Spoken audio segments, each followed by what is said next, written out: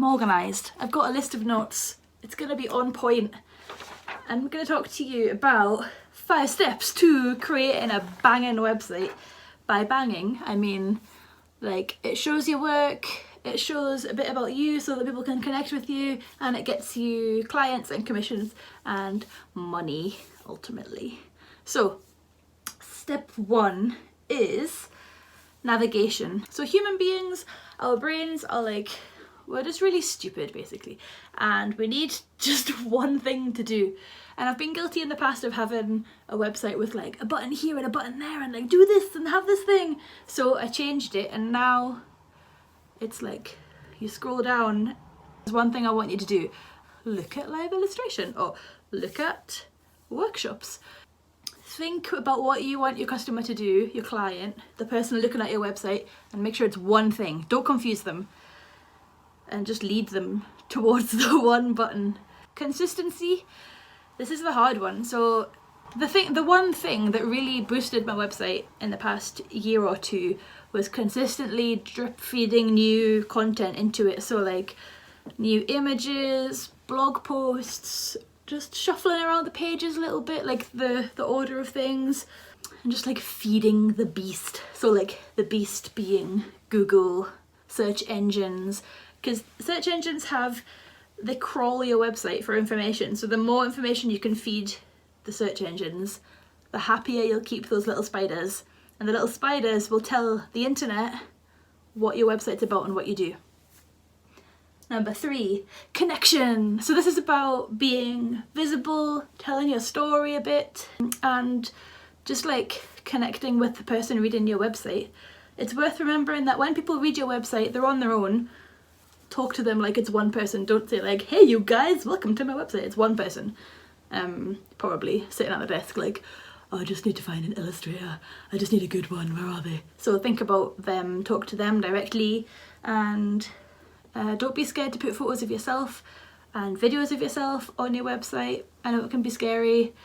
I know like maybe you don't look like you think you should look or whatever, but they're all just excuses. It's all bullshit. So put yourself on your website.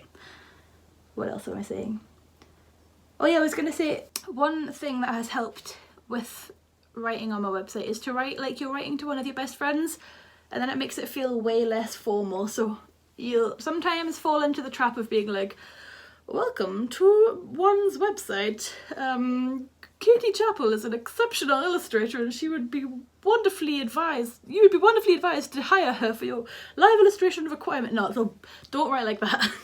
Write as if somebody that you know has landed on your website, because then it like takes away that level of like weirdness. Yes, it's all copywriting. You could go in, like if you study copywriting, do it because it's super helpful. 4, SEO stands for search engine optimization. Again, this is like a whole nother topic that we could go into, but it's boring but essential if you want your website to perform well when people Google or Bing or ask Jeeves or whatever they do about your service. So do that. Number 5 is show, don't tell, especially for illustrators and creatives. Like we are visual communicators, and again this is something that I've been a bit naughty with. So it's like sometimes I'll just write and write and write, and then I'm like, oh, I should really just be showing what I do. So make sure there's loads of images, show examples of what you do. Imagine it's a clear box and they want to see what's in the box. So just make it really easy for people to know what you do. Having good quality photos is really helpful. So if you are putting illustrations on, make sure they're like nice high quality scans, or if they're photographs, make sure you've got good light. It's a good quality photo. Like just don't put rubbish, like you know when it's nighttime and you take a photo on your iPhone and it's all like grainy and orange. Don't put those ones on, just the good ones, and you'll lift your whole website. It's also worth investing in maybe like a branding photo shoot. I had a photo shoot with Sophie Careful. God, it was ages ago and I look totally different now. So, but at the time it was really helpful. I need a new one. And my sister is also a photographer in Berwick-upon-Tweed, Sarah Jameson. And she's taken my photos in the past. And just having like a really good photo of yourself helps people to like know who they're trusting. It's the know, like, trust factor. If people can see you and they know you, or they feel like they know you and they trust you, they're more likely to work with you. So that's my top 5 tips. I've made this into a really cool, like, workbook.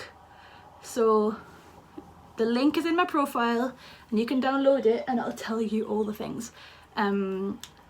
So do that and you'll get it and it'll be great. And then you can overhaul your website really easily. Okay, I hope that's helpful. Let me know and I'll speak to you soon.